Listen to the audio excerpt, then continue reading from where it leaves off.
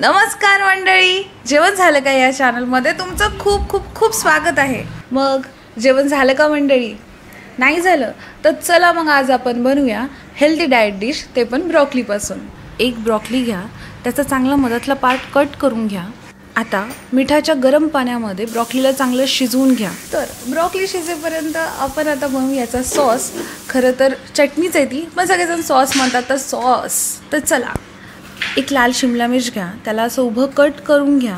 त्यानंतर टमाटर घ्या, त्याला पण असंच उभं कट करा।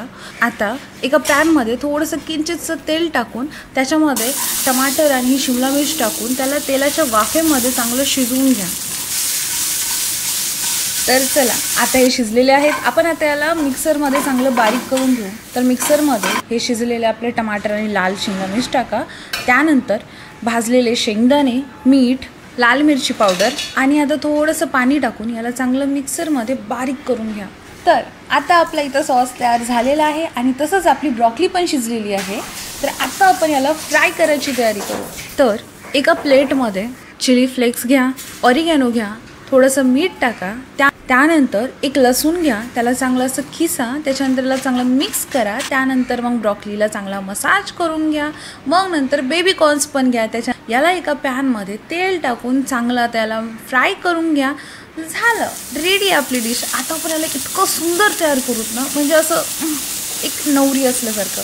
तर एका प्लेटमध्ये चांगला हा सॉस स्प्रेड करून घ्या, असं एकदम राऊंड याच्यामध्ये, एकदम स्लोली।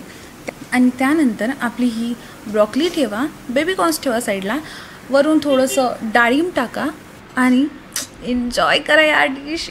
इतकं भारी लागतं ना हे, मी किती वेळेस तरी करून खाल्लेली आहे आणि माझं डाएट इतकं भारी जातं। मला असं वाटतं यार डाएट करत राहावं, कारण की एवढ्या भारी डिश आहेत डाएटमध्ये सुद्धा।